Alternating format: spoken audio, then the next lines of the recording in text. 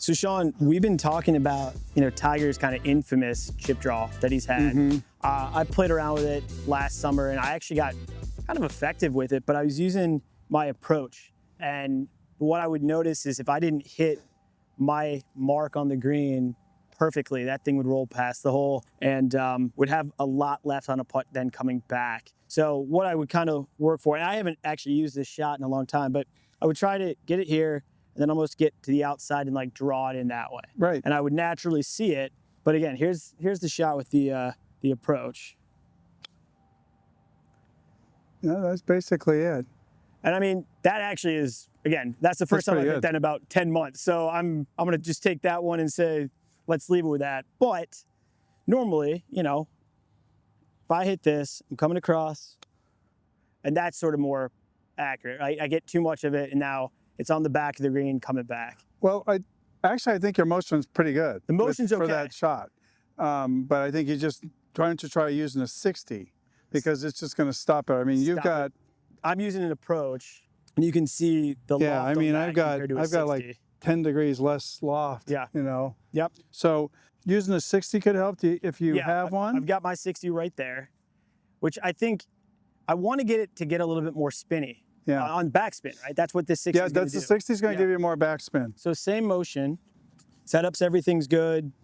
Yeah, you don't have to set up that open for it. I mean, I would set up a little bit more square. Okay. And, your path is just going to be kind of in to out with it. Out. Okay. And, we talked about using wrist or not using wrist. If you're a wristy guy, use your wrist. If you're a not wristy guy, don't use your wrist. I'm a wristy guy. Yeah. So I don't pigeonhole anybody into like, you have to use wrist or you have to not use wrist. And just rocked back on that a little bit. So just keep, your body stays very still. You're just going to take your arms back and through. Just the arms and... Yep. Now, as I move my arms, my shoulders are going to go with it. Yep. So it's not my shoulders taking my arms, it's my arms taking my shoulders. Okay. Your legs really do nothing with this. But you're just going to put an inside-out path on this, just like you were doing.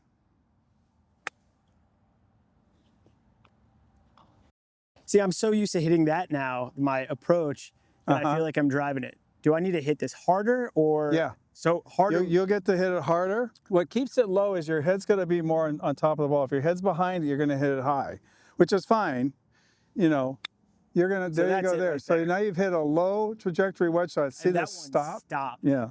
I mean, that was, I thought the first one was the best one I was going to hit. That one actually took what, 1 bounce, 2 bounces, boom, stop. Well, hit some more and I'll explain what's going on there. So as you're coming through, the ball's running more up the face square.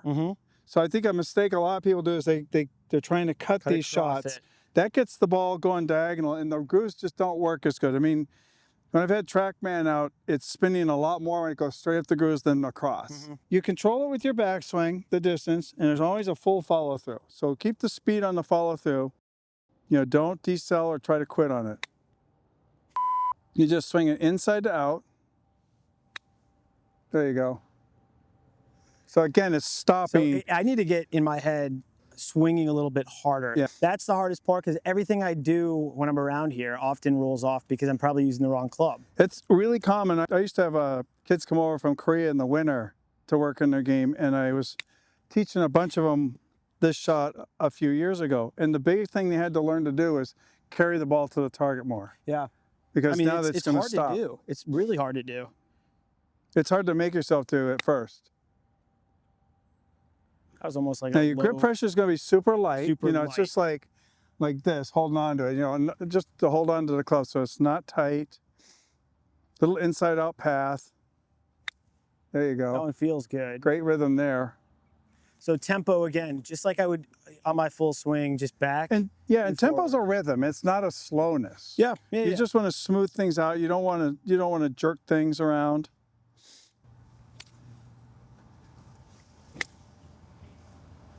Better, got a little under it. Yeah, a little under, and that's just opening the club face too much. Yeah, when I first started hitting this, I hit them on the high side, but it eventually started to come down. So keep that good thing going through. Even if you want to hit to a stop, make sure you hit through to a stop. I like to hit flop shots, right? Like I told you about that. So I have to hit through it to be able to get that. Like I can't stop. Yeah, you got to keep the speed on it. Right? Yep. So similar kind of motion to that.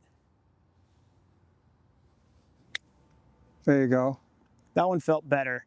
The good thing about all these, if you look at my dispersion, so the first one that I hit, you know, right about hole high, that's the 1 of 10, and that was with my approach. The real one is kind of off back.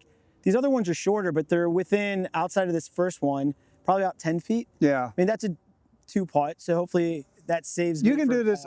I think really in relatively short time, you can get them all like those 2 up by the hole. You think so? Yeah, I don't think it's very hard. Your eyes are going to tell you how far to hit it.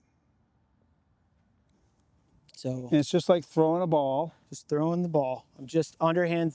Yeah, it's just like throwing a ball to something. We didn't have to go to a camp, you know, in Colorado to learn how to toss a ball. I'm playing cornhole in college. That's all I'm doing. That's going to be great. That's really good there. So see, I mean, I think it's a pretty simple shot to learn. And that's the right trajectory on that ball. Well, it really never got more than 10 feet in the air. Yeah. I mean, you got a 60-degree wedge and you're hitting it low. So that what does it, higher. You know, like I was explaining earlier on how to hit high shots and stuff, if your head's behind it, you're going to hit more up on the ball. Yeah. And if your head's a little bit more on top of or in front of it, you'll hit it low.